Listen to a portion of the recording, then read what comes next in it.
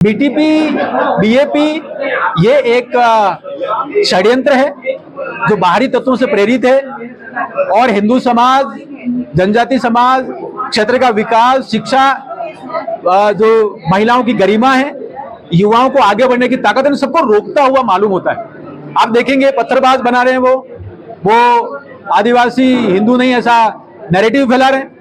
वो अंग्रेजों और पादरी वेरियर एल्विन का एक बिछड़ा हुआ छूटा हुआ नैरेटिव उसको आगे बढ़ाते हुए नजर आते हैं।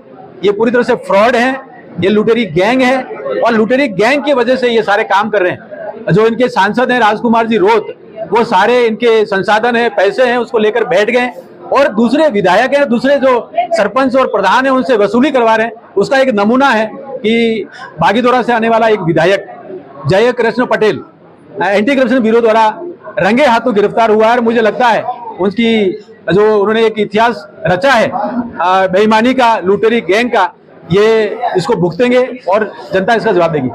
जो आदिवासियों में धर्मांतरण का विषय बहुत बड़ा चल रहा है और या तो उनकी आर्थिक स्थिति मजबूत नहीं हो रही है या फिर कोई और। अंग्रेजों का नैरेटिव था देश की संस्कृति को हानि पहुंचाना। वो डिवाइड एंड रूल करते थे, लेकिन वो धर्मांतरण में सक्सेस नहीं हुए। विद्वान लोग बताते हैं, किताबें बताती हैं, शोध अनुसंधान बताता है कि 1947 के बाद जो केंद्र में सरकार रही, उन्होंने जो यूरोपियन विचार था, यूरोप में विचार थे, उस पर आगे बढ़े।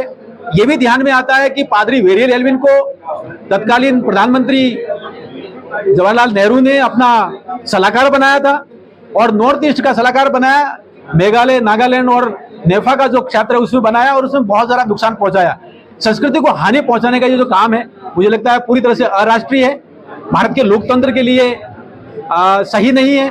और संविधान में अनुच्छेद 25 है जो हमें अपनी संस्कृति को बने रखने के लिए जरूरी है, उसको हानि पहुंचाता हुआ नजर आता है। ये रुकना चाहिए। इसके लिए हम प्रयास करेंगे, सरकार भी प्रयास कर रही है।